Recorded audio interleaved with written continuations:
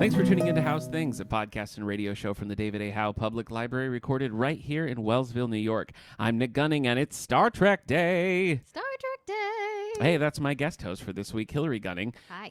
Hilary's the host of Previously on X-Men. I am that. Over on the Radio Meanwhile Network, although we're not really talking about X-Men today, so I don't know why you're here.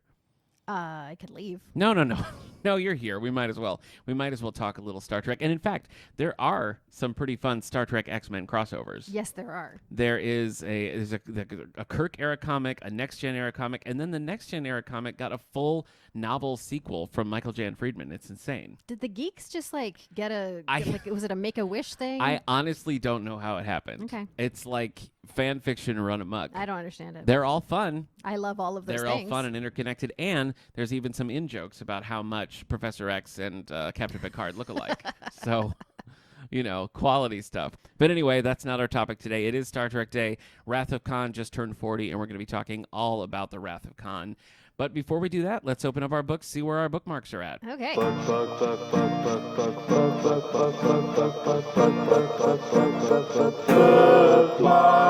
Hilary, what have you been reading in your life? I'm sort of finished a bunch of stuff very recently. Okay. I was reading Far Sector by N.K. Jemisin. The Green Lantern. That's a graphic novel. Yes. So I haven't read N.K. Jemisin, and I haven't read Far Sector. It's been on my list for a long time, and I usually read those on the app, and I kept waiting for the app to finish up the run, and it took forever. So actually, we got it in print here at the library before. Yeah, I read it in print. Oh, you did? Mm-hmm. And what did you think? I really liked it. I don't think I've ever read a single Green Lantern thing ever in my Really? life. I read comics. Yeah. Most of what I do is Marvel. Yeah. And X-Men. Sure. Yeah. But so I just read it and it was very interesting. It's I don't know. The premise is that she is sort of like a different style of Green Lantern. Like they give her a different kind of ring. So she's not like an official Green Lantern. Oh, okay. Yet or something. I don't know. It's weird, but she's basically sent off to this. Yeah, later on, she'll show up and be like, "Oh, I'm just back. I was just posted in a Far Sector. It's fine." Okay. But she's basically sent to this place that Green Lanterns have never been, and you get to see really interesting civilization, creativity, all kinds of cool alien nonsense. Huh. And she's sort of like a cop, sort of like a liaison. I don't know. She's like an investigator. It's interesting. Green Lantern has had an interesting run in comics recently. In the last couple of years, they did the Green Lantern Earth 1 stuff, and Earth 1 is kind of its own line where it's like, we're just going to reimagine this one character as if they are the only hero that exists in this world, and boom, here it is. Mm-hmm. I really enjoyed Wonder Woman and Teen Titans in particular, but there was that. They gave Grant Morrison his own Green Lantern book that was, of course, weird and kooky. Yes, it was, but you might like it. And then there was also a YA graphic called Green Lantern Legacy, which was another thing, sort of an atypical path to a Green Lantern. I really like that. I've read all of those. I haven't read Far Sector, but maybe I'll have to push it up on the list now. Yeah, I think you'd like it. Okay. And there's follow-ups to that as well, right? They kind of touched on that character. Well, that's the interesting thing, because I sort of started reading Green Lantern stuff after that. Yeah. Which I've just never read. Yeah. But now I'm reading just regular Green Lantern stuff because she might show up. Wow. She's just shown up in the stuff that I've looked at. Does it work with the proper DC universe, or is it unusual? I can't tell. Okay. I think so. The stuff that I'm reading is something insane happened yesterday. Yeah. And I know basically what it was. Okay. I don't know. It's a little wild. Hey, you know what? There's a really fun 2-volume crossover between Green Lantern and the J.J. Abrams Star Trek movies. Why is this a thing? I don't know. That's so I don't know. strange. There's so many. There's Star Trek Planet of the Apes. There's Star Trek Transformers. Star Trek Legion of Superheroes. Is there a particular era when this was happening? I mean, the Green Lantern stuff is pretty recent. So, really? Yeah, I don't know. It's all over the place. So strange. I don't know. But the Star Trek Green Lantern stuff is really fun, and it's sort of paradigm shifting. I don't remember which direction it goes, but one of the two of them, either the Green Lanterns get stuck in the Star Trek universe or Star Trek gets stuck in the DC universe. And it just explores that. It's really weird. But bizarre. I loved it. It was a lot of fun. It was Okay. it was a fun little Maybe I'll check it out. a what if story for you Marvel fans out there. What if? Is what I would call it. What if? Yeah. DC would say Elseworlds. Okay, so you're reading Far Sector. I've been reading a lot of She-Hulk. I've been reading She-Hulk. Oh, really? Yeah. Okay. Yeah, we're doing here at the library, we've been doing these Discord book clubs monthly, and we're kind of talking about the character's comic history. We're talking about if there's a movie or TV show.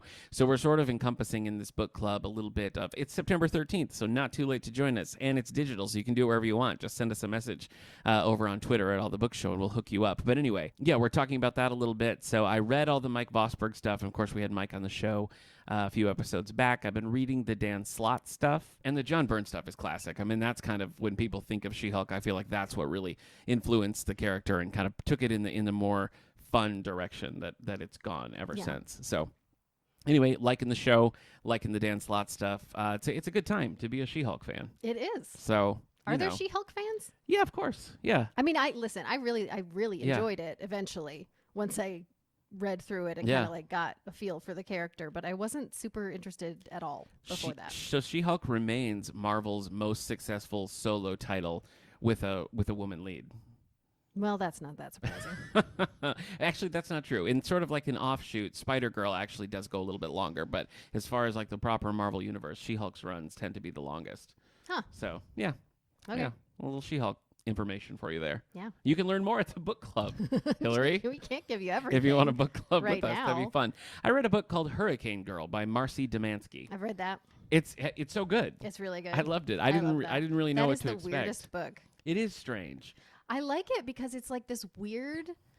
It's a first-person perspective, and the entire book, you're like in the head of someone who basically has brain damage. Right. And it's just so interesting. It is. I think it's done really well. Yeah, I've read things like that before, and often it's like it's hard to maintain that. Yeah. It's hard to make that consistent because in the narrative you need a little consistency. Yeah. Yeah. So you see, there is some growth that you see. Yeah, you do. In her, like she gets better, and then she kind of gets. Yeah. It's I don't know. I would recommend like the repetition, everything. Yeah, it's a relatively quick read. I want to say it's like 200 plus pages, but not huge or anything. I kind of tore through it and really had a good time. And there's a point in it where the characters bond over Star Trek, so even relevant to today's topic. Anything else? What are you currently reading? Well, another thing I just finished was Jane Steele by Lindsay Fay. I don't think I've heard of that. Is that? It's like, you know how everybody does Jane Austen? Oh yeah. Like. Sure. Takes or whatever. Yeah, whatever. It's not a Jane Austen thing, but it's like in the style of sort of. Oh. The main character thinks she's evil. Okay. So I guess it's just sort of like a take on how a Victorian author would write someone like that. Okay. So it's kind of funny. I think maybe I landed on not loving it. Okay. But I did think it was very interesting. Okay. To read through. And right now I'm almost finished with Leave No Trace by Lindsay Maya. And that's another one that has been a journey. That's like a murder mystery, or no, it's not. I mean, I get why you would think that because it feels like almost like a procedurally kind of thing, but it ends up being kind of like a weird adventure. I don't know. Oh, it's like a wilderness. Okay, that's not where I mean, it's a lot of things, I guess. It's a lot of things. Successfully, is it a lot of things? I think successfully it is a lot of things. I think there are elements that I really don't like about it, but other than that, I do think I like it. Okay. So. All right. I'm currently reading Foundation by Isaac Asimov. So we've been doing a little bit of we did a 3-part sci-fi book club. We started with Dune, then we moved on to The Left Hand of Darkness by Ursula K. Le Guin, and we're ending on Foundation by Isaac Asimov. I haven't read a ton of Isaac Asimov in the past, and I have been enjoying this, and I think it helps a little bit that I've seen not all but part of the Apple Plus TV show Foundation. Oh, yeah. So you can sort of picture what's going on. Yes, because it's sort of, I mean, it deals with the span of like, hundreds, if not thousands of years. And you're sort of like, to try to keep all of that in your mind about how things relate to each other, I think it's a little challenging. So having the frame reference of the show is helpful a little bit. But I'm actually enjoying it more than I expected to. I'm reading a challenging high sci-fi novel. Are you really? What are you reading? I'm also reading The 3-Body Problem. Oh my gosh. That's an audiobook that I'm doing that with. Yeah. It took me a while to figure out what the heck was happening, but now that I sort of have a bit of a track on it, I'm really enjoying it. That was sort of notoriously complex. It is. It is. And a lot of it is like all of these really high-level physicists have discovered something that's making them crazy, and if you're not a high-level physicist, you're not going to understand it. And so it's a lot of that, a lot of just like as a reader being like, what's happening? What? But it's a lot of that. But it's interesting. All right. All right. I want to say it's a trilogy. I think there's. Oh no, at least really? 3 of them. I Yeah. don't know if I can commit to Yeah. that. Yeah. I really am enjoying it. All right. Well, you have to check back in when you finish.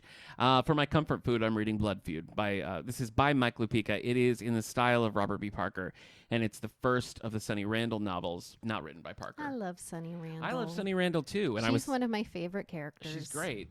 I was telling Allie in the last episode that I kind of made the jump to read some of the Jesse Stones not written by Robert Parker, and that was a little. Characters were writing not so much. I feel like this. I think it might have fooled me. Mm-hmm. Like if I really didn't Like if know, you didn't know it was... I think I might have just accepted that it was Robert B. Parker writing it. Mm-hmm. The characters do feel right, and I think I don't know. There's something about his wit. There's something about his sort of sardonic approach to both narration and dialogue that I think is coming through in this. And I haven't finished it, so maybe it'll fall apart. But so far, I'm pretty impressed with it. I must have read that. I don't remember it. Okay, it's good so far, and they're continuing the series. So I don't know. I was very nervous about when I kind of got out of the Parker written stuff, but I have a million Spencers to read, so I have a while before I hit that mark. But with the side characters, I'm in it now, and Yeah. So I'm here far, for so more good. Sonny. You were on a Spencer episode of the All the Book Show. I was trying to think that. Yeah. I felt like I'd been on something about... You, me, Eric Mickles, Kendra Mickles, all talked about the movie that's Spencer right, the Confidential movie. That was with Marky Mark. an experience. It was. And with them, we kind of talked about Spencer in general. So Yeah. you can find that and all episodes over on the All the Book Show YouTube channel, which includes everything from How's Things, All the Book Show, and In Dorian Life. We've Sift through all of those, find That's your right. favorite books. That's right. We've been sort of slowly archiving all of those, so they're all available. So if you're not following the YouTube page, you can go find it over there. And you can see actually a lot of video versions of the episodes, particularly Eric and I went through a phase on the All the Book Show where we were doing videos like regularly. So very different experience. So anywho, that's pretty much it for my currently reading. Anything else you want to mention, Nah, I think reading that's all or I got. watching? Okay. That's all I got. All right. Well, let's transition into some book news then. Looking to the future to see what it proves. It's time for book news. That cut of that the book news song, Ben Lehman wrote and performed, and that was sort of his, like, I don't know, I'm thinking about this. Noodling along. And that was the one. Like, that was him just being like, hey, listen to this. And we've used it ever since. Why is he so So, weirdly talented I at that don't thing that know. has nothing to do I have with his no regular idea. life? He's a master jingle writer. very It is strange. it is amazing and it is impressive. And you can listen to Ben episodes over on the YouTube Yeah. channel. Can He you did- search that kind of thing? No, but he did one of our most popular episodes from all eras is our Neil Gaiman Spotlight with Ben. That's on YouTube, so you can find it there. But we're going to be talking New York Times bestsellers. This is the hardcover fiction list for September 11th, 2022. Number 10. 17 weeks on the list, Lessons in Chemistry by Bonnie Garmus. A scientist and single mother living in California in the 1960s becomes a star on a TV cooking show. You know how they say don't judge a book by its cover? Yeah. Do we need to change that? Because, like, they're so purposeful about Yeah. marketing the covers of these books. Yeah. Like, you know exactly the kind Yeah. of book it's going to be by looking at the cover, just like from the style of it. Yeah, I do think there's some truth to that. And I think thinking back to when we had Susan Wiggs here in the library and on the show, as part of her presentation, she put up like 50 different versions of the cover of Oysterville Sewing Circle and Sugar and Salt, and just talked about that process and Yeah. what it's like, and the difference between the hardcover version and like the floppy paperback version. We got into that a little bit with Dylan Newton as well, where yeah, there's a lot of work put into broadcasting this is the kind of book that it is. So yeah, I think that maybe is a little bit out of I date. say that because I can tell what kind of book this is by looking Based at on the the cover. It's a good cover. It is a good cover. Yeah. Yep. Number 9, 11 weeks on the list, the Hotel Nantucket. The new general manager of a hotel far from its Gilded Age heyday deals with the complicated past of her guests and staff. Okay. Feels a little run-of-the-mill. Nah. Okay. Number 8, 2 weeks on the list, Overkill by Sandra Brown. I have never read a Sandra Brown. Have you? I don't know that I've heard of Sandra Brown. Oh, I bet you have. Sandra Brown has been a staple of every book sale and used bookshop for the last 30 years. So Okay. I'm sure you've seen a Sandra Brown or two. A former football star falls for a state prosecutor at the same time he must decide whether to kill his ex-wife, who's on life support, to ensnare her attacker. Wow. Is she the female Clive Cussler? There were so many and then in this one sentence. I thought I knew what it was, and then Is I was she like, also whoa, going whoa, to find Nazi whoa. gold? I hope so. Gosh, I hope so. Yeah. Wow, that's Overkill by Sandra Brown. I don't know.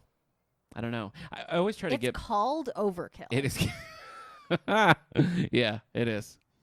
I do this thing where I try to convince someone to read I try to convince on air someone to read a book with me. Do you want to read Overkill together? I'm not going to lock it in until we're through the list. Okay. There might be something better. No, that's fair. I think you got to see. I think you got to see where this journey is taking us. Number 7, 2 weeks on the list. The Challenge by Danielle Steele. The challenge for Danielle Steele is going for a week without introducing a new book She to the can't do market. it. She can't. It's a challenge she does not meet. Parents of children who have gone missing on a dangerous peak in Montana form a search and rescue mission. So the parents are searching for the children in Montana. On a dangerous peak in Montana, to be specific. Yeah. Isn't Danielle Steele like romance? Am I making that up? I think that was more true, like in the 80s and 90s. I think. Are you calling me old? No, I just think that is sort of the reputation of a Danielle Steele book. They all sort of had that same color. It was like one sort of overexposed pastel color and the big gold Danielle Steele name on the top. And that was sort of, again, broadcasting from the cover what it was going to be. But she's moved on from that. I think so. I think she's broadened out a little bit. Okay. But in truth, I've never read a Danielle Steele, so I don't know. Just based on the description and sort of the direction of things like the cover and the way they're presented, Yeah, it sort of doesn't feel tells like me that, we're moving on. Number 6, 7 weeks on the list, The 620 Man, David Baldacci. When his ex-girlfriend turns up dead in his office building, an entry-level investment I did this last time. An entry-level investment analyst delves into the halls. Analyst. It's pronounced analyst. No. I know. I'm just kidding. Oh, jeez. You know what it is? I brought up Eric, and now I'm like taking on Analyst. Eric's persona of Yes. not being able to say simple words. Number 5, new this week. That's always exciting. What's exciting? No comment. When it's new this week. Oh, I It guess hasn't been yes. sitting there for I don't a know long the time. pattern of the list like you do. New this week, Fox Creek by William Kent Kruger, the 19th book in the Cork O'Connor mystery series. Cork. And again, this is a Star Trek episode, so I want to be clear. We're not talking about Quark. Not Quark. Not The Quark Ferengi from Deep Space Nine, but Cork. Cork. Cork as in what you'd push out of a bottle. Corky. Cork. That was a quote from Corky Romano, everyone. The Chris Cork is dead Kattan to me. movie. Corky Romano. Cork uses his skills as a hunter to track mercenaries and confronts his own self-doubt. Okay. I don't know the Cork O'Connor mystery series, I don't know how you keep saying Cork O'Connor like but I think this one sentence here could probably be used to describe all Cork O'Connor mysteries. Cork uses his skills as a hunter to track mercenaries and confront his own self-doubt. Right? It's a lot of action. Yeah. It's a lot of introspection. It is. Yeah. Well, that's the thing with Cork, you know. You know what you're getting when you go to You a know. Cork Yeah. O'Connor mystery Yes, series. you do. Number 4, new this week, Soul Taken by Patricia Briggs. You know who's a big Patricia Briggs fan? Who? Kate Miller, children's librarian extraordinaire, Kate Miller. We did a whole episode on Patricia Briggs. Yeah. And for that episode, I read several of the Mercy Thompson graphic novels. Mm-hmm. They were fine. All right. I know that Kate's read this book, and I think she's sort of like, okay, it's wearing a little thin here. But this is the 13th book in the Mercy Thompson series, The Disappearance of the Vampire Wolf. I don't like that. So it's WULFE. It's a vampire named Wolf. I don't. You don't like that? I don't. It The- doesn't okay, speak to you? let's just get through it. The disappearance of the vampire wolf, Wolf. And others, wolf and others, might indicate the return of the harvester. Other vampires? It might indicate that. I The don't know. disappearance of the vampire wolf and others. And others. Other, vamp- maybe. probably vampires. I would think so. Okay. Yeah. The return of the harvester. It might. who It might. is someone who makes vampires disappear, presumably. He's a harvester. He harvests. He's a Van Helsing type. I don't know. I don't remember talking about the harvester. I'll ask Kate. Number 3, 2 weeks on the list, All Good People Here by Ashley Flowers and Alex Keister. Hilary. I'm sorry. Oh, my God. I'm sorry. That came out of nowhere for Be me. professional. I'm just sitting here and you said Keister. A journal. This is a serious one. I'm sorry. A journalist. Oh, no. Is it going to be like, A journalist who returns to her hometown vows to find a missing girl and solve a 20-year-old case. it's a cold case? No, I don't. I think It she's. says cold case. Yeah. But I think finding the missing girl is in addition. Oh, so there's two separate. Yeah, I Why think are she's books trying so to find complicated the. these days? I don't know. It's this and this, I don't and know. also this. This doesn't Yeah. say anything about the journalist's psyche. Yeah, at all. and confronts her own doubts. I Yeah. feel like you got to say. You got to. I would call that Overkill by Sandra Brown. Number 2, new this week, Girl Forgotten by Karen Slaughter. No, it's look, too late for these. I shouldn't judge Karen Slaughter based on one book that I read by her, but there was a book called Definitely shouldn't. All the Pretty Girls, and it was such an ugly, look how torture and how bad everything is in this book. I hated it so much. That sounds unpleasant. And I just have never dipped my toe back in the waters What's this one of about? Karen Slaughter. U.S. Marshal Andrea Oliver gets to Longbill Beach to protect a judge and winds up investigating a cold case from 1982. That's what you got if there's a cold case that lands on your doorstep. Fun fact, The Wrath of Khan came out in 1982. What? Yeah. Do you So- think it's related? I think that we can't rule out that it's related. I think it's related. Listen, this is going to be a surprise to you. Okay.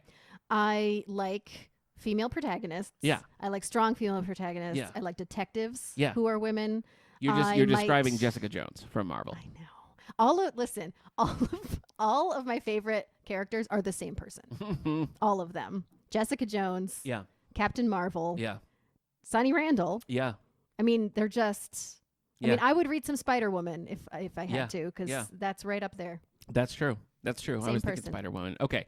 Number 1, new this week, Babel by R.F. Kuang. New this week, and it's new. Is it new to the list or just new to number 1? It's new this week. If it's been on the list before, it will say. So how it went many weeks straight on to the number list. 1? It went jumped right to number 1. In 1828, Robin Swift studies at Oxford University's Royal Institute of Translation and faces a choice when Britain pursues a war with China. Britain pursues a war with China? Yeah, she faces a choice. That is pretty serious. Retranslation, I guess. Yikes. So In 1820, did that happen? I don't know. I don't remember. You're the history person. I know. I don't remember Britain contemplating a war with China in 1828. I'm going to look that up when this I is think over. you should. I think you should. I That think feels that would not be. real. I mean, like, It does feel not real. It does feel not real, but we only have the evidence presented to us here. it is thorough. Okay, Hilary, it is Star Trek week, It is. and well, it's Star Trek Day. Really, Star Trek I mean, Day. Star Trek Day lives in our Well, hearts year round. I feel yeah. I feel that as we're millennials, right? We're old millennials. I don't like that. I feel like listen, as no. You open this door, and we got I to get don't into it. know. I know what you're going to Listen, say. It's the internet. I It get is the internet. I lived my whole high school life not having access to the internet, and then the people right after me only know the internet. Yes, How are we the is same different. generation? It That is makes different. no sense. But I'm just saying, as we get older, I Fine. think we do kind of have a certain commonality. Okay. Anyway, as millennials enter sort of the mainstream adult world, and Okay. we're just sort of now, I feel like I'm 37. I'm just now accepting that I am a legitimate adult. I Oh. am part of the adults that run the world. And I feel like as we're as we're doing Yeah. as a generation, we're coming into Okay. that. Yeah, I I feel hear like ya. things like birthday week, birthday month, I feel like those are becoming more mainstream. And Okay. I think it's because of us. I certainly know people. You and me, Personally. us as a group. Yes. I certainly know people who ascribe to that. It's my birthday month. It's my birthday Yeah, week. and so. I think it's becoming more of a thing. Yeah. And I think it's because millennials are coming into our own as the people who ruin the world. Okay. Well, I guess I thought you were going for something positive, and it really kind of ended on a down note. Well, I was going to say run the world, but I think all adults end up ruining it Okay. So you historically. just So I add an guess I'm I. just assuming. Okay. All right. Well, but I do feel like I like these days too. This is another thing that's happening because we have Star Trek Day. We have Star Trek Day, which is more of a thing. We have Batman Day, which is What? coming up. What? That's No. What? Batman Day? Batman Day. What is Batman Day? You can listen to our special episode next week where Daphne and I look at the Batman animated series. But yeah, I think it lines up with Batman's debut in comics. And DC always does a thing every year. They have libraries can go and get Batman Day packets of word searches and coloring pages and stuff like that. I'm going to say something controversial, and it I may or don't- may not be true. I don't think it's a good idea, but okay, go ahead. I'm not going to say I don't like Batman. I like Okay. Batman. Okay, sure. I don't feel Okay. that Batman Go on.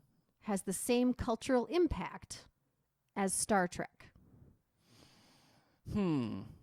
Like, I feel like a Star Trek day makes more sense to me than a Batman day. Well, yeah. I mean, I think there's some merit to that. I think that, is the concept of Star Trek as universal as Batman? Probably. Yeah, but it's not. I don't know. No, I know, but that's what I'm saying. I think there is, like, as a cultural, like, touchstone, there's probably something there. But I feel like thing with Star Trek is the philosophy of Star Trek, I think, is much more, like, laid out and much more profound than the philosophy of, like, Batman. Well, of course, but I also just mean, like, it's made because Star Trek exists. We have iPhones, like that kind of thing. Oh, well, sure, yeah. Like, I think that Star Trek has had legitimate, hard, like, what's the physical, actual impact I think that's on true. our society. Well, how many people out there, like, became engineers or computer scientists because of Star Trek? Yeah, I think that's an excellent point. It is an excellent point. No, Thank it is. you. I agree with you. I think that's fair enough to say. My point in starting all of this was that I like having these times to sort of celebrate things like fun. fandoms It is and fun. things like that. You know what? Have your Batman day. Live your life. Thank you. But that's next time. But today is Let's get into Star Trek Day. Let's get into it.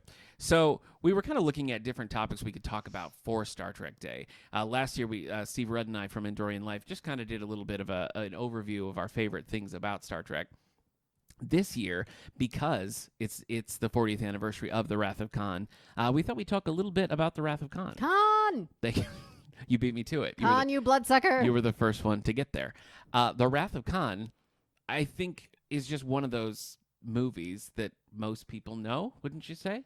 I feel like that, but, like, I'm me. Yeah, you are. And so my circle of reference is not, all people. Well, the Star Trek movies, I think it's just the first 4 so far, have just had a big release in, like, the big 4K, and they're doing director's editions and things like that. Wrath of Khan was released in theaters as a Fathom event, the director's cut, which is slightly elongated from the original theatrical version of that. Sad. It looks great. It looks great. So we did. We did. You're just going to quote Wrath of Khan the whole time. I can't stop myself. So we did go see this in actual theaters. Yeah, it was Wrath of awesome. Khan. I'm ashamed to say that my Star Trek viewing in theaters is very limited. It's the 3 JJ movies. Mm-hmm. I saw The Cage as a special. No, it was The Menagerie, actually. It was The Menagerie as a special Fathom event. And the only of, like, the classics that I saw in theater was Star Trek Generations. I didn't even see Nemesis or Insurrection. When I was younger, I feel like I didn't really see them as theater movies. Like, okay, I don't know if we just didn't watch. I know I saw First Contact in theaters. that would be fun. I feel like maybe that was the only. No. I saw probably Insurrection. I don't know. Okay. I feel like the later ones. Yeah. I saw because I was in control of my own fate. Yeah. When I was younger and it was my parents, it was like VHS. Oh, okay. Yeah, that's probably how I saw them first too, like the original movies. I don't even really remember how I sort of fell backwards into liking Star Trek in, like, high school. Yeah. And I would watch, like, reruns of the original series on Sci-Fi. I had the movies. I think I watched the movies kind of before I really got into the series. The original Star Trek, like the Shatner era movies, to me, that's like my North Star of Star Trekness. I mean, I just love them so much. I think they're excellent. Do you want to know my history with Star Trek? I do. Yeah, hit me. I have always, since birth, known Star Trek. Okay. My mom was a Trekkie before I was born. And so it was just, she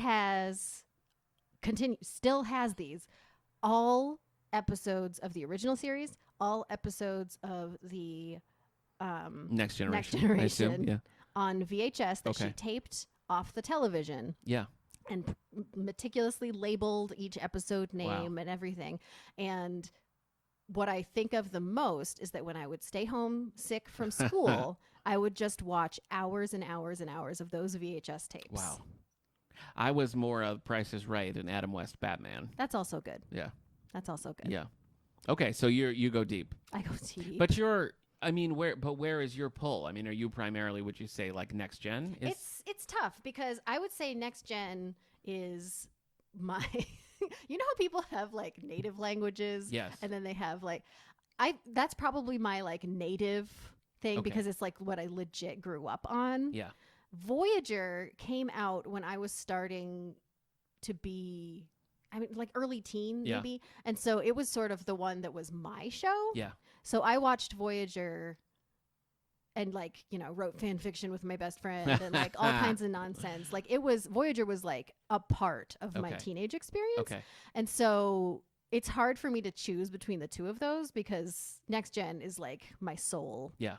But Okay. Voyager is the Star Trek I chose. Well, I think that's a little true for me as well. Like the original series was the one that I was kind of aware of most in my mind.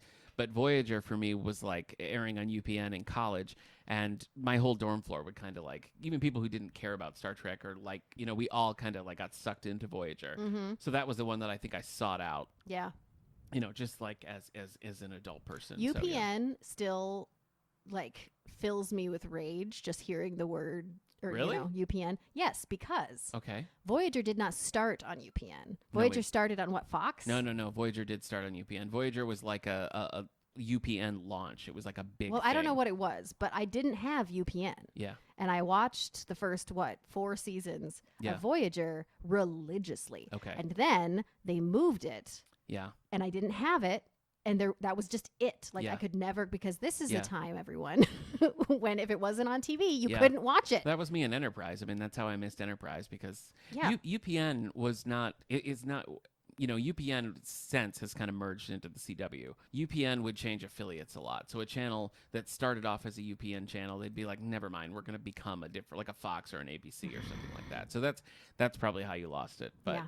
so you kind of It pulled back stings. to those eras. But I still like, I can never fully say that like Voyager is 100% like my Star Trek because I can't shake the original series Can't movies. shake Kirk. I can't. He's so great. Yeah. He's just an amazing character, and I think people make fun of Shatner all the time, but I think his portrayal of Kirk is just so deep and nuanced. Well, talking about The Wrath of Khan is Yeah. a really good opportunity It to is. discuss that. So let me give you some facts about the Wrath of Khan as we dive in here. Khan, So Star Trek, of course, in the mid '60s, ran for 3 seasons. Wasn't of course. a massive hit when it was on. As soon as it was canceled and it went into syndication, it was on basically when kids got home from school. So yes, It was funny. what? When we watched this in the theaters, it was a Fathom Events. Yeah. And there was like an introduction Yeah. with some guy in like a library Right, talking about the history of it. And I was just like, he said basically what you just said, Uh-huh. which is valuable information for our listeners. Yeah. But I was just sort of sitting there like, who do you think is in this Right, theater? yeah, you- Like Yeah. what's your audience right now? We know these things. Yeah, If yeah. we're coming in the middle of the day to watch The Wrath of Khan in Yeah. theaters, we know. Yeah, We know these we things. do know. But yeah, that's basically how it went. It became a big hit after the fact when the show was already done because rather than being on like 9 o'clock on a Friday, it was on like 4 o'clock on a Monday afternoon. And when all you're the getting kids off were the like, bus. "Yeah." Yeah. And so kids love Star Trek. And so it just sort of like built momentum. We had the animated series, which reunited the original cast, ran for 2 seasons. And then in the late 70s, probably in part because Star Wars had hit and it was kind of like sci-fi is cool again, there was talk about like, let's really do this. Let's like bring Star Trek back.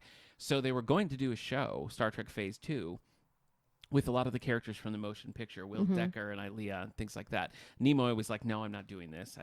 I'm done with Spock. I don't want to do this. Is that the I'm not Spock phase? Yes, it is. And so Nimoy was going to be out, so they had a new Vulcan character and everything. As they're building this up, they're getting ready to do this. This first episode, they're like, man, this is really good. And the story treatment, written by Alan Dean Foster, who we interviewed on the All the Book show, Oh, yeah. talked a little bit about this. But as they're kind of gearing up, they're like, this really, it feels cinematic. Maybe we ought to just like do this as a movie. Like maybe we should have a movie instead of a series. And so a lot of scripts were written for Star Trek Phase 2. It was cast, there was test screenings, there were costumes. It was going to happen. And then they were like, let's make it a movie. So they make the movie Star Trek the Motion Picture, which when you go back and watch it, you can see just how visually in love they were with the fact that we can show things now. Yeah. We have a budget. Boy, do they show things. You could cut 35 minutes at least out of that movie Yep. just by cutting or trimming exterior shots of the Enterprise. The movie is odd. The costumes went from like bright and colorful to, it's a cool aesthetic, but it's all like, They're all like cream and gray. it's like grays and tans and things, and it does look very cool. It is a visually stunning movie. Not a particularly engaging like to bring in a new audience, to bring in these kids watching it on, Saturday morning or whatever in syndication. It's just not that kind of movie. It's a much more somber and contemplative kind of thing, which I don't think people were expecting. Yeah. Huge budget, not a huge hit. Mm-hmm. But Paramount wisely was like, but it's Star Trek. People love Star Trek. Mm-hmm. Let's do it again. Let's take the money away. Let's make it a much lean and mean kind of a production, and let's just see what happens.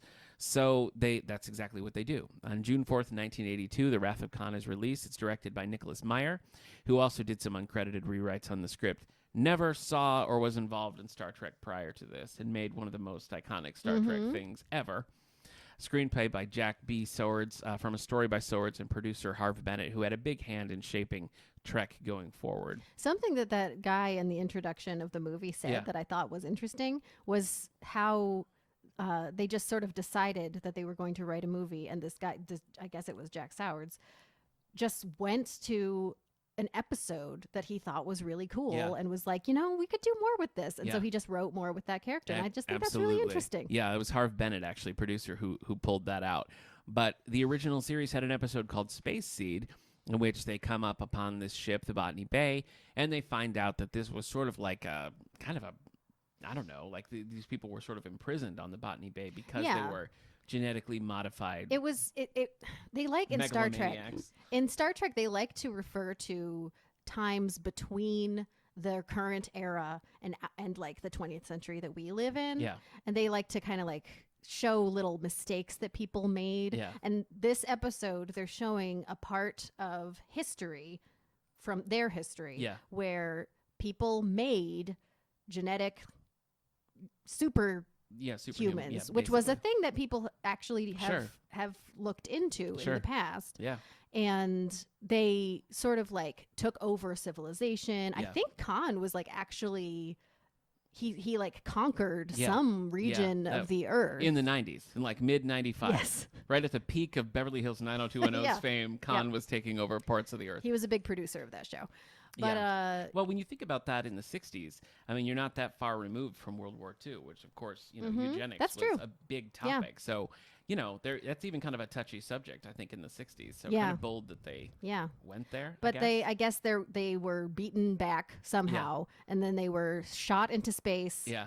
They were, I can't remember if they were cryogenically yeah. frozen. I can't remember if they were intended to go somewhere or if they were just like, we don't want to kill them, but we're not going to. I don't know. I don't know if they even were escaping. I don't know what the thing is. But yes, they find this. We meet Khan, who's played by Ricardo Montalban, and he is just. He's so good. He's great. He's just this charismatic, aggressive kind of guy.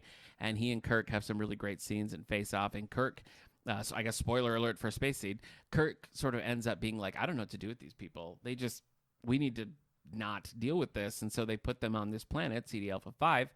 It's an empty planet, but sustains life. They give them all the things they need. And they're like, you start your own colony, bro. And like, and I think that the attitude at the end of that is that Kirk is giving them a chance to just like live the way they want to live. Well, I think it's clear in Space Seed, and really honestly, even in The Wrath of Khan, that Kirk does respect Khan. Yeah. The reason that he puts them there is because Khan tries to take over the Enterprise because he's such an interesting character. He like genuinely believes that it would be in everyone's best interest if he was in charge. And I think there's a level to that in the series in which they're kind of saying like, well, maybe it would, but that's not what we're going to do. Right. So I think that's super interesting. And yes, Harve Bennett remembered that and pulled that up for this thing. Got Ricardo Montalban back to play Khan again after 15 years. And we have The Wrath of Khan. We have Kirstie Alley. She's the original character. Lieutenant Savick, sort of a protege of Spock on the Enterprise. Yeah, she's like a trainee. Yeah, she is, because the basic setup of Wrath of Khan is that Spock is captaining the Enterprise as a training vessel, and so it's him and trainees. And Kirk makes his way on the ship as a way of sort of inspecting it with other department heads, Sulu, Uhura, Scotty, to kind of do inspections on those areas as well. So a pretty good way to get the crew back together. Yeah, and like while at the same time doing some interesting plot stuff with like people not being prepared for the level of stuff that's going to happen. Yeah. We have Baby Besh as Carol Marcus, an old flame of Captain Kirk's, but the main scientist behind the Genesis wave, which is a huge project Genesis? here. And we have Merrick Buttrick as the son of Jim Kirk and Carol Marcus, which comes out in the plot of the story. The events of Wrath of Khan set off an internal trilogy in the original 6 movies, spanning Wrath of Khan, Search of Spock, and The Voyage Home. Those are all sort of an unbroken narrative there. The score is by James Horner, and it's amazing. Really good score. Completely different from what Jerry Goldsmith was doing in the original But movies. fits. It does fit. It's much more... It has shades of like a Jaws vibe, you know, sort of a stalking thing to it. It also feels nautical at times, like you kind of picture ship battles. Which, I mean... There's a lot of horns and brass, and it stands out, you know, as far as Star Trek music typically goes, but Do you suits it think perfectly. this movie is more Moby Dick quotes than other dialogue? It's that and First Contact, I feel like maybe tie for Moby Dick quotes here. The novel by Vonda McIntyre stayed on the bestseller list for 3 weeks. Novelization? Wow. Yep. It was later adapted into a graphic novel form in IDW in 2009, sort of remade in the forgettable Star Trek Into Darkness, which is, I know, the weirdest, biggest misstep they ever could have done. Could have been good. Wasn't. Was not. So let's do it. How does Wrath of Khan rate for you? Like, how do you rank Wrath of Khan as far as Star Trek movie goes? I mean, I love it. Yeah.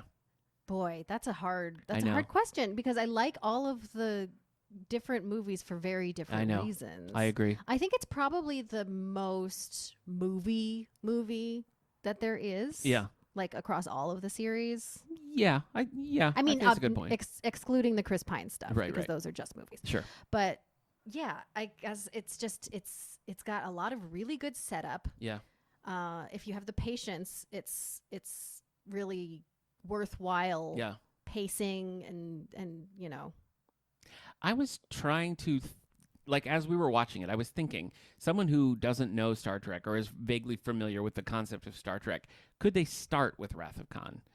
And I kind of think that it does work. I think it does because I think the acting and the way that they layer in the relationships is still compelling. I think so too, and I think that they do a good job in dialogue of kind of catching people up to speed about where they are. Yeah. You know, Kirk is unhappy with his role as an admiral.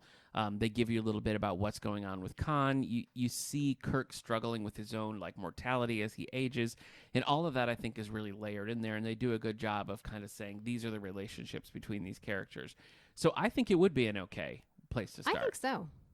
Because, and you really don't have to watch more unless you want to. I think it functions as a standalone. Oh, definitely. And I think the thing that I don't hear more of, I think everybody would agree that it's a great Star Trek movie, but watching it, I feel like it's just a great movie. Yeah. Like, I don't know why it's not more held up, and maybe it isn't, I'm just missing it, but I don't know why it's not held up more as just a great sci-fi classic or just a great movie in general. I think just because it's part of a sequence. True. Well, and it's 2. I mean, it's treated in, you know, promotion and publicity and things as Star Trek 2, when in fact it's not.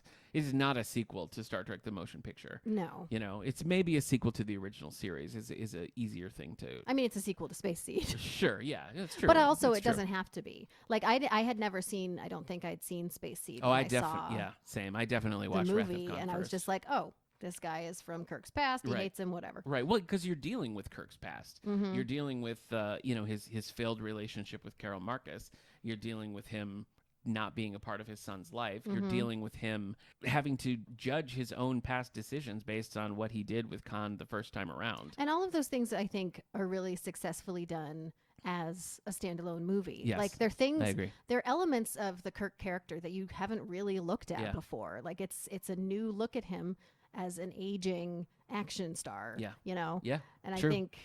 And I don't think that had ever been done before. Like, I can't, like, the whole, like, oh, I'm getting too old for this, you know, Lethal Weapon, Die Hard, the later movies, that is more of a thing now. But I want to say in 1982, I can't think of a time when you saw Flash Gordon being like, oh, I'm so old now, you know? What is Like, my never. value anymore? Never. Yeah. So, I mean, I think that is, I think that's a really unique aspect of the movie.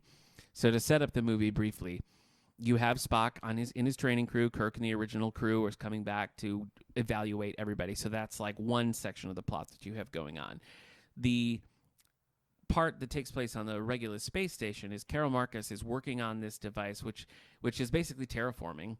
Yeah. You can put it on a dead planet, and it will kind of rework the matrix of this planet. Yeah, it's to like sustain really life. intense terraforming, because what Yes. it does is it restructures matter Yes, at not an atomic level, molecular level, I guess think. so. Yeah. So it just makes things that are one thing into something else. Yes. Which So- is basically a replicator, yeah, basically. but on a So those things are kind of going on, but they're not connected. And then the third thing that's happening is Chekhov from the original series is on the Reliant under Captain Terrell.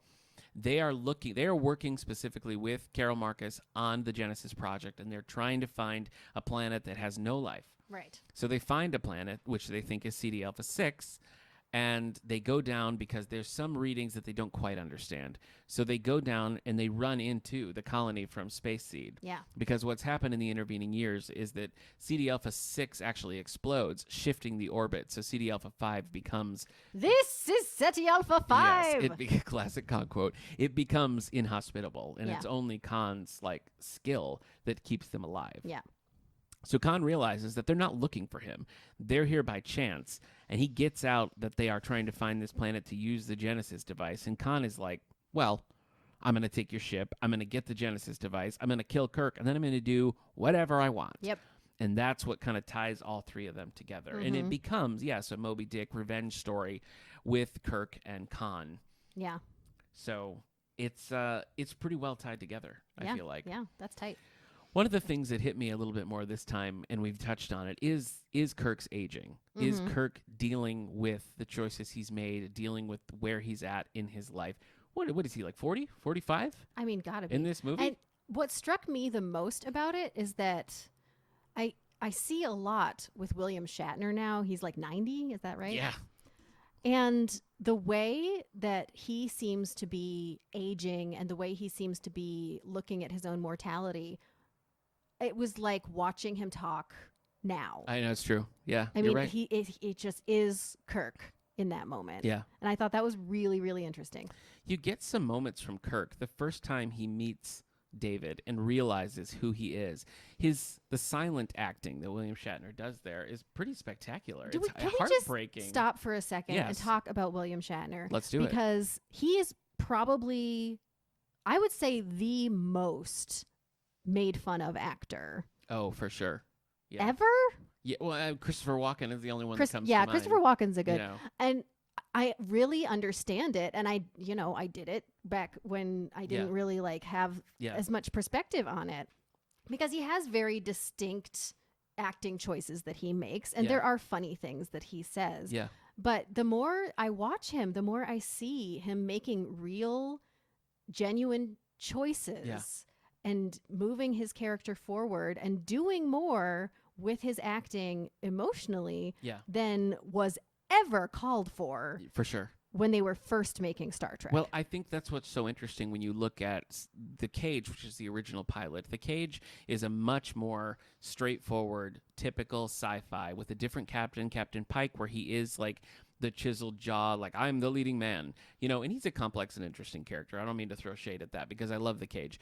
But I think the thing is, you were used to a certain dashing, like Errol Flynn kind of guy as the lead character in something like this. And Shatner can do that and does when it suits him, but he is just a much more layered kind of leading man hero for this era. yeah. Yeah, And I think a lot of it also in the show, I think a lot of it comes through in the relationships. In something like Wrath of Khan, it really just is. I mean, like, there's the relationships, obviously. Yeah. They're hugely important Yeah. in this movie. Particularly I think him and Dr. McCoy Yeah. have a lot of really poignant scenes together. But you see a lot more of him himself, just William Shatner doing Yeah. the work and just showing us Yeah, Captain Kirk yeah, or Admiral Kirk yeah, going through some really complex, yeah. important Right. emotional development. Essentially a midlife crisis, but played out in a very strategic, Subdued. way. Which is Yeah. interesting for that character because Yeah. so much of his character is bombastic Right. and it's just Yeah. really good acting. Yep. Yeah, it is. It is. And I think that the time they devote to that in a movie like this is really smart. Mm-hmm. Because the thing that people kind of ding about the first movie is that it is very slow and it's very, again, contemplative. And I feel like there's a world in which Wrath of Khan is just an action beat 'em up a la First Contact. And it's much more. It is still like this big emotional struggle, and even between Kirk and Khan, when you consider the fact that this rivalry between Kirk and Khan is now legendary.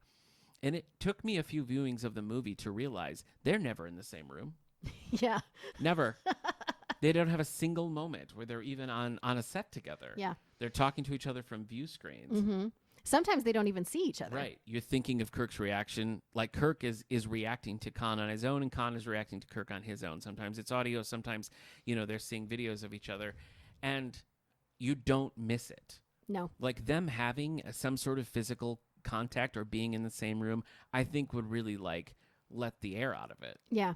It Well, I keeps think it's the because tension ratcheted up. Yeah, it does. And I think a lot of it is because the movie isn't about their rivalry. Yeah. The movie is about each of them individually going through what they're going through. Right. Yeah. Because Kirk is dealing with his mortality, all of that, but he's also dealing with, the weight of responsibility, Right. the impact of him meeting his son, The things he's missed. all of those things. And Khan is dealing with Kirk as an obsession. Like Kirk is not a person to him anymore. Yeah. Kirk is this thing to be conquered. Yeah. And it's Khan who has lost the control that he had when he was young. Yep. And he's sort of losing it. Yeah. And you see it with his crew. They have started to second guess him, which they have never, ever, ever done before, because he is letting himself become unhinged by this need for revenge. Well, that's so interesting because he's not a character who's ever had to approach a problem from the bottom. He's never been the one who's losing. Yeah. And the fact that he is here, even Space Seed, even being exiled in Space Seed is somewhat of a victory because he gets what he wants ultimately. Like he would prefer to rule the Earth, but he's ruling a planet his own way. Yeah. Like he does kind of win, and here, no. Yeah. And he's constantly having to deal with being one-upped. But the interesting thing is that as his crewman tells him repeatedly, he would win if he would just let this go. Yeah. And he will not. He can't do it. And he can't do Moby it. Dick. Right. Yep. And I think they quote Moby Dick. It could feel heavy-handed, but I think it's done really well and in a balanced way. And I think part of what makes it so powerful is that it does achieve a sort of literary level with the character development and with how the plot affects the characters that is reminiscent of something like Moby Dick. It's funny. And not just copying it. Never in my life have I thought about Moby Dick when watching this movie. Oh, really? Yeah, never. Oh, yeah. I mean, I see it now. It's obvious now. Yeah. I always think, First Contact is the one that I think of when I think of a Moby Dick analogy, but it's true. I mean, it really is. Well, First Contact is obvious because it's the protagonist who is Ahab. Right. And in this, it's the villain. Right. So that is an interesting kind of Kirk is Moby Dick. Subversion. He is. Kirk is Moby Dick. Yeah. Yeah. That's the T-shirt. We're going to have that on Kirk is Moby Dick. Kirk is Moby Dick. This movie just held up to me so much. There's always a fear of going back to something, from yesteryear and being like, well, I still like it, but it's not.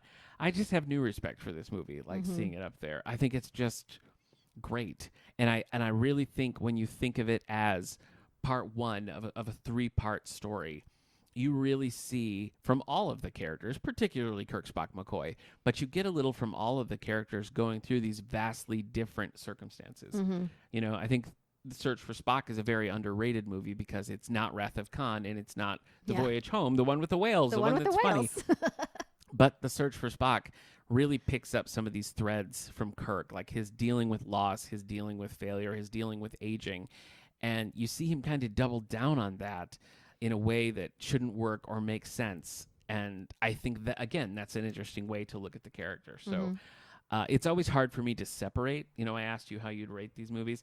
And it's always hard for me to separate 2, 3, and 4 because they are just so linked. They're very linked. I think that maybe I don't know, maybe it's the age at which I watched them or something. I do see them as very distinct just because I think what I latched onto in each of them was not like the Spock plot or Right, whatever, sure, you know? So I think it was easier for me to just be like, the whale one. I've seen that more in recent years. Like there was physical media releases of those 3 movies as the Star Trek trilogy. Mm-hmm.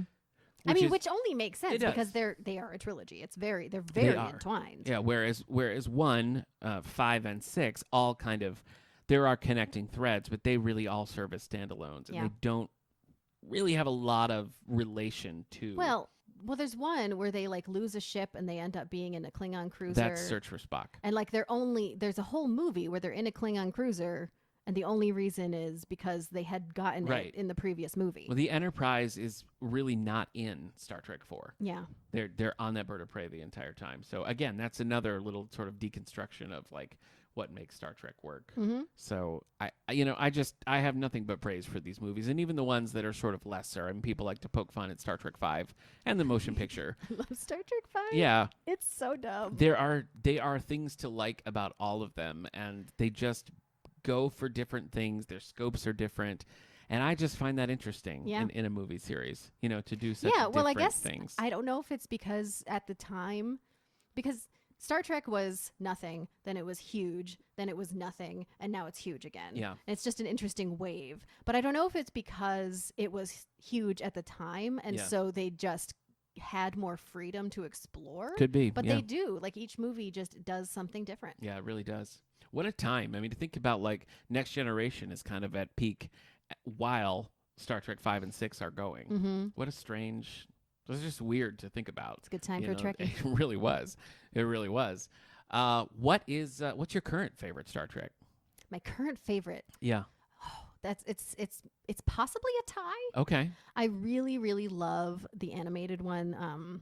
Lower Decks. Lower Decks. Yes. I love it. Yeah. I was not prepared to love it. Yeah. But it is just, I mean, like in many ways, it's a love letter to the fans because it's just continual references and specifically comments. 90s Star Trek, I think is really where it's looking for to. Me. It's it is. It's for you. It is truly hilarious. And I think, again, functions as just a fun, in the vein of like a Rick and Morty sort of adult animation vibe. The thing that impresses me the most is that it still feels like Star Trek. Yes, it like, does. What I figured it would be was just sort of this like, it's funny. And it's set in like a Star Trek world or whatever, but like it feels like Star Trek to me. No, it does feel like Star Trek. But what I'm saying is, I feel like somebody could pick this up, and if you get the Easter eggs and the references, it's that much better. But I feel like it is fun just on its own. Those references are deep cuts. They are. Oh my gosh. Yes, they are. An encyclopedic knowledge of Star Trek goes into the writing of those shows. You said it was a tie. What else? The other one might be Strange. I don't know, but I like Strange New Worlds. Oh yeah. Anson Mount as Chris Pike. Yeah. I really love it, and I think part of what I love about it is that some of the episodes aren't great. Yeah. Like I really like that it's got. I mean, this is a series that is specifically trying to get back at what Star Trek was. Yeah. Like original series, Next Gen primarily, I would say, and I think it really does it successfully. And part of that is that there are episodes that I don't care about. Right. Like there are episodes that are great and I love the overarching, thing. I love Anson Mount. Yeah. Love him. Yeah. As soon as he showed up in Discovery, I was like, this is a person I will follow to death. There was such a groundswell. You had Anson Mount as Pike. Mm-hmm. You had Rebecca Romaine as number 1 Mm-hmm. and Ethan Peck as Spock. And Mm-hmm. people were just like, I love this. It was amazing. And people just like made a series happen. They just manifested Strange New It Worlds. wasn't there. There was not even an idea that it would be.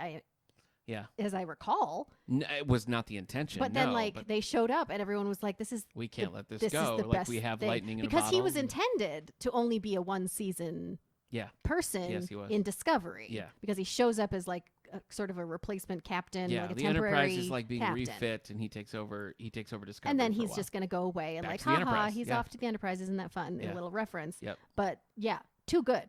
It is. too good. Yeah. He's amazing. And so I love the show, and I love that they're like, cuz like when you're watching Next Gen. Yeah. Oh, it's a Worf episode. Yeah. Oh, it's a Data episode. Yeah. There's always something like that. Yeah. And I like being able to have that without it ruining the show Yeah, for me. I agree. It definitely is the one that harkens back most to the concept of the original series, and I think it really works for it because it does still feel modern and fresh while also having a classic vibe. Yeah. Which is it's a tough line to walk. I don't know.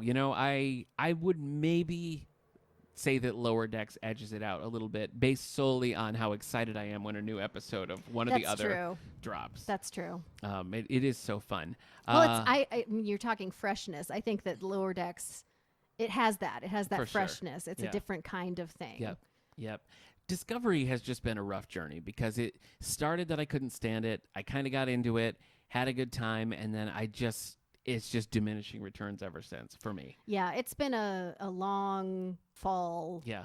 into garbage Yes, for me. Wow. Like Okay. listen, I kind of hate it now. Yeah. And it's I really know. sad. I know. It is sad. I mean, when it first came out, I was so excited that there was going to be Star Trek. I was Yeah. really nervous that they would ruin it. Yeah. I watched the first, 3 or 4 episodes and Yeah. hated it. I hated it. And then I loved it. I think I loved it Yeah. for a while. I agree. And there were choices that I didn't think were great, but I overall was really enjoying it. Yeah. But they've just sort of lost everything for I me know. now. I feel the same way. And, talking about amazing acting, Sonequa Martin Green as Michael. Amazing. Just She's so skilled, and Yeah. she can do so much. And this is probably what I hate the most about what has happened to it, because they have started to give her crap yeah. to do. Yeah. Like they've just ruined her character. It is kind of in the writing because she was so good at playing those subtleties, Mhm. just like Shatner is in this movie. I mean, she really was pulling out a lot of complex emotions with just a look, Mhm. and that's from an acting standpoint, that is very, very complex. Mhm. It's very difficult to do, and she just knocked it out of the park. Yeah. And so as more and more Michael is just becoming this big, expressive, She's just emotive character. sentimentalized. Yeah. She's completely sentimentalized, and I mean, not just her; it's the entire Yeah, crew. it sort of It's everybody. ceases to function as individual characters, and it's just one big aw. Yeah. Anyway, we don't have to sit here and bash Discovery, especially when we haven't even bashed Picard yet.